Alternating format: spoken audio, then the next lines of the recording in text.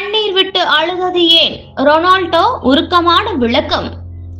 ஸ்லோவேனியாவுக்கு எதிரான round of 16 knock out சுற்று ஆட்டத்தில் விடாப்படியாக ஆடிய அந்த அணியை போர்ச்சுகல் அணி பெனால்டி ஷூட் அவுட் முறையில் 3.0 என்று வீழ்த்தியது.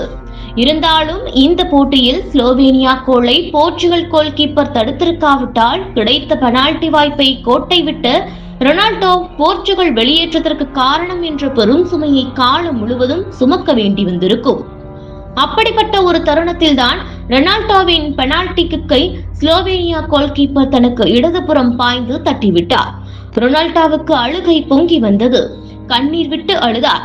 இவர் அழுததை பார்த்த போர்ச்சுகல் வீரர்கள் அவரை தேற்றினர்.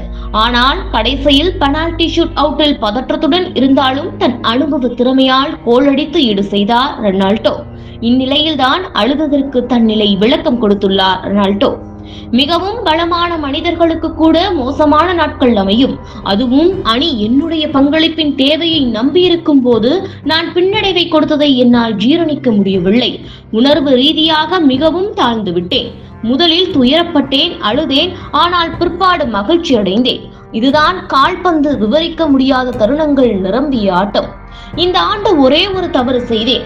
அதுவும் அணிக்கு கோல் தேவைப்படும் நேரத்தில் ஸ்லோவேனியா கோல்கீப்பர் ஆஃப்லாக் தடுத்து விட்டார்.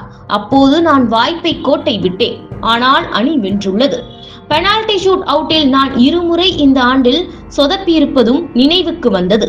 ஆனால் 3ஆம் முறை கச்சிதமாக அடித்தேன். சில வேளைகளில் கால்பந்தாட்டம் நியாயத்தை அளிக்கும். நாங்கள் காலிறுதிக்குள் நுழைய தகுதியான அணியே. நான் பிரச்சனைகளை சந்திக்க தயங்க மாட்டேன். சில வேளைகளில் நான் நல்ல முறையில் ஆடுவேன். சில சமயங்களில் அப்படி ஆட முடியாமல் போகும். ஆனால் முயற்சி செய்யாமல் கைவிடுவது என்பது மட்டும் என்னிடம் நடக்காது. இவ்வாறு ரொனால்டோ கூறினார்.